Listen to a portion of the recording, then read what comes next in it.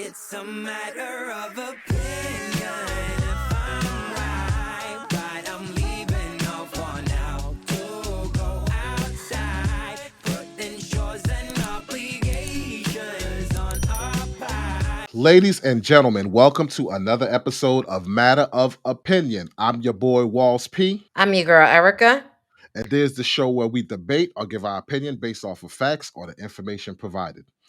Now, today's episode, we're going to speak about a controversial topic that has to deal with Kansas City, Missouri firefighter Anthony Santi, 41 years old. Now, Anthony Santi was off duty on October 6th at a convenience store, and he heard a man disrespecting a female cashier inside the store. That gentleman's name was Javon Taylor, 23 years old. And when he heard this altercation, that gentleman, Javon Taylor, went outside to grab a gun. Mr. Asante went outside to basically defend and stop this man from coming inside and shooting up the cashier or anybody in the store. In the process, as he's tussling with the man's girlfriend picks up the gun and shoots him and kills him. Now, where the debate is, prosecutors decided that it was a justified shooting and no charges will be put on the young woman. But Taylor is facing federal felony charges for possession of a firearm because he was a felon. City of Independence, federal charges have just been announced in connection to the shooting death of an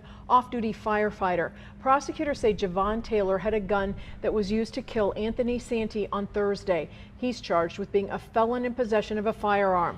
KMBC 9's Brian Johnson is joining us live from 40th and Sterling Avenue with new details on that shooting. Brian? Yeah, Kelly, the argument began inside the store. Police say surveillance video shows Javon Taylor exits the store, gets a gun, and goes back in. Then the argument spilled out here on the sidewalk. He lost possession of the gun, and at one point, police say a woman who was with Taylor grabs the gun and fires around at the firefighter. Today, we received a photo who knew 41-year-old Anthony Santi. He's the off-duty firefighter that was shot and killed here outside the convenience store. They say Santi loved his daughter, his family, and the outdoors, and that he would stand up for what he thought was right. Now, a witness of the shooting tells KMBC that Santi heard a man disrespect a woman cashier inside the store. That's when he stood up for the woman, and that's what perhaps sparked the entire argument. Now, when officers arrived, they say the firefighter had already passed away. Witnesses and friends are still in disbelief of what happened.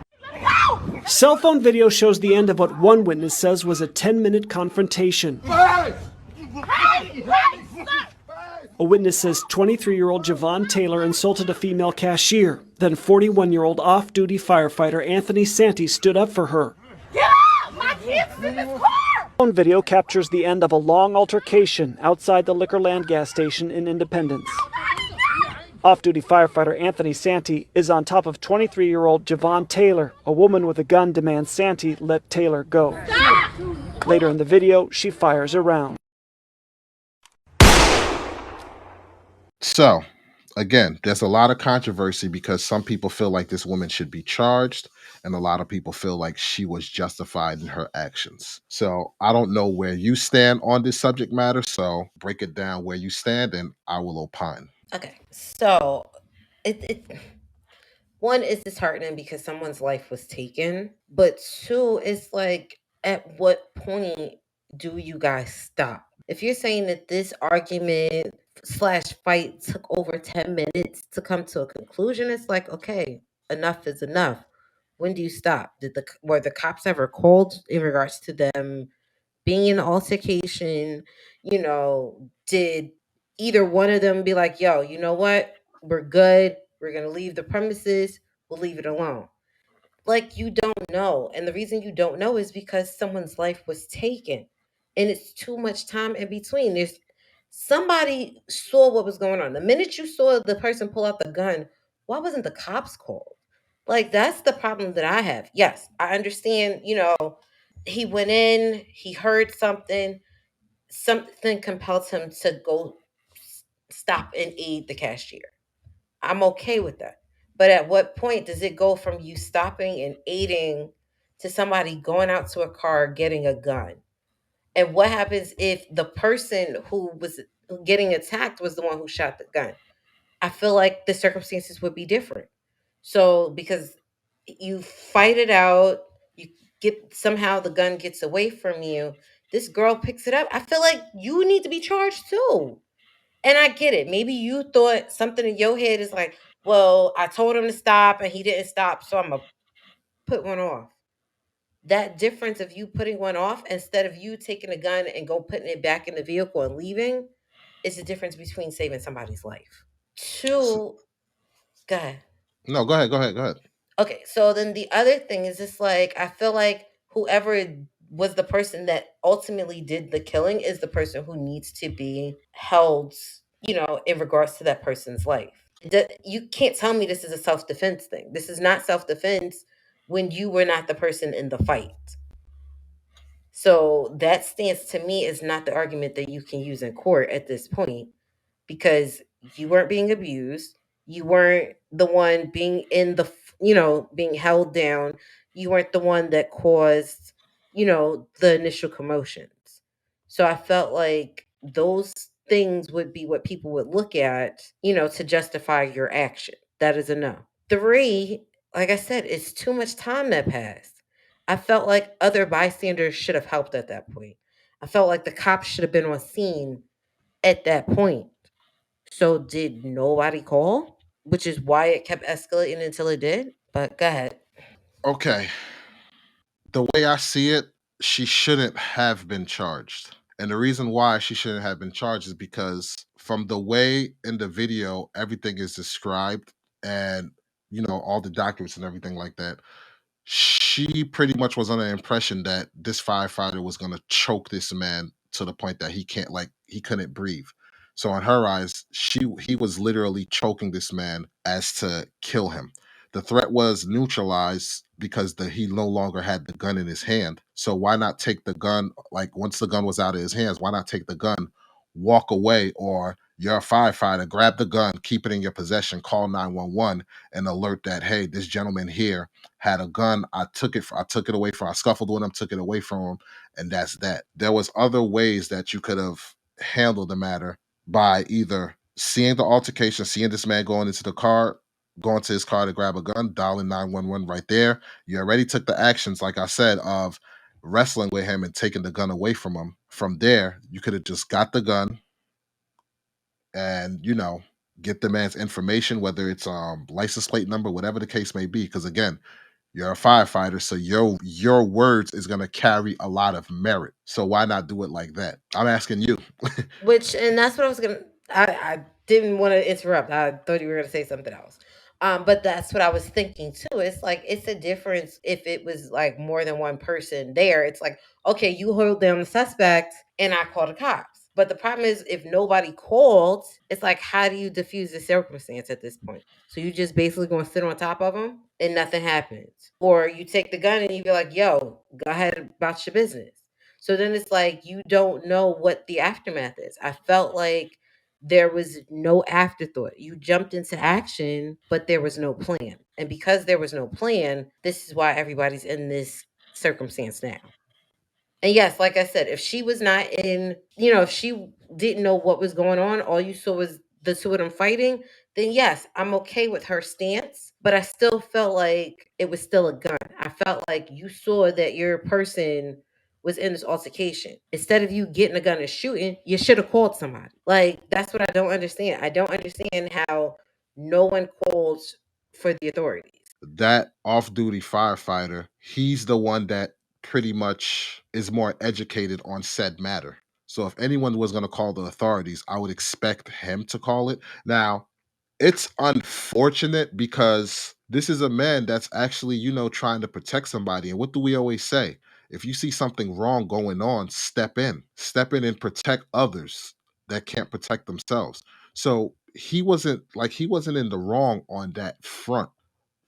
Where the gray area comes in is this woman feels like you're gonna kill somebody.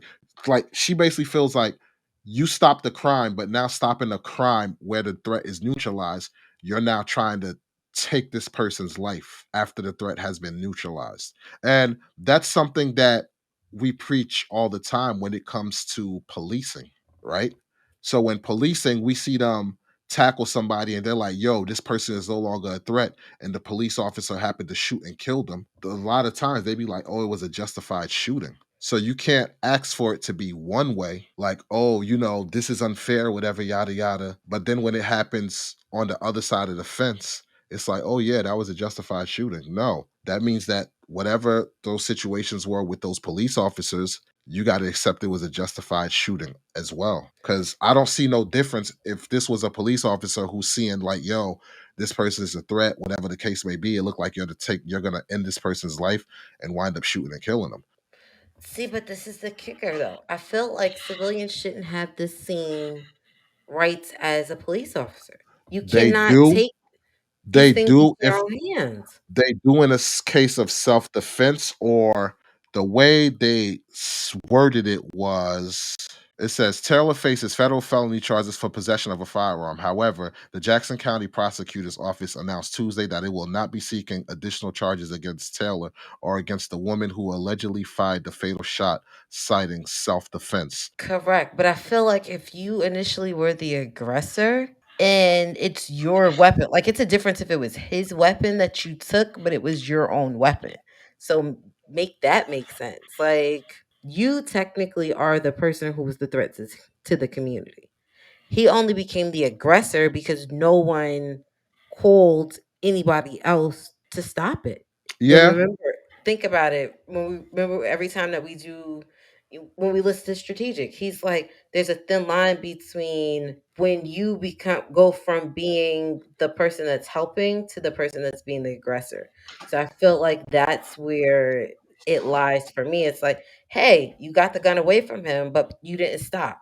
I'm like, I'm not a cop, so how am I supposed to stop? Am I supposed to tie his hands together with shoelaces? Like, I'm thinking stuff that I might just have on me.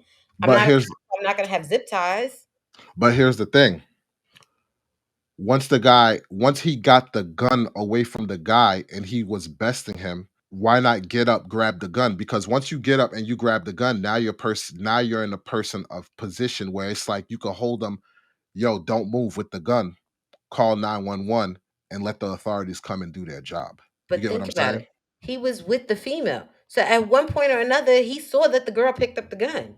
Yes, but that was after like after the altercation was going on, when she was trying to stop him, and then eventually picked up the gun to get him to stop choking her boyfriend. Correct. But think about it. If you're somebody that's in the circumstance, you don't know if you stop, if she going to give him back the gun. Remember, think about it. The guy knows this girl. You felt comfortable enough for her to pick your gun up. Maybe she could have given it back to him. So it could have escalated worse. Check this out though. If she has the gun and you felt like she might shoot whatever, or whatever the case may be, well, let me rephrase. If she's the one with the gun and she's like, get off of him, give barking commands, and she has the gun, if that was me, I would get up and be like, yo, please don't shoot me. I'll Mm. back up like, yo, don't shoot me, whatever. Hey, I'm not a threat no more. I let him go. I did what you said. But he continued choking this man out. So if you're continuing to choke a person and you have a person that has a gun barking commands and you're not listening to that person, in that person's mind, it's like, yo, you trying to take this person out because clearly you're not listening and you're dead set on choking this person. So she did what she thought was best, self defense, because she thought he was going to kill him. Okay, I get it now. All right. So you concede? I'm only conceding on the strength of her being in self defense. I still think both, they were wrong. One, for possessing the gun. Two, for an argument to have to escalate for you to go get a weapon. So I felt like, the guy Taylor, no, I need everything thrown at you that comes into play with you having a gun. Um, yes. Am I saying the other person? No, she gonna have to live with that guilt. Like you took someone's life. That is something that if you're not a killer, guess what? That's something that's gonna eat you inside. Here's what I don't agree with. I don't agree that the guy Taylor, they dropped charges on him when he was a felon that possessed a gun. That's number one.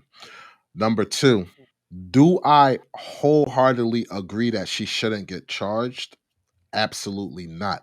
But the way the system is built, she didn't get charged.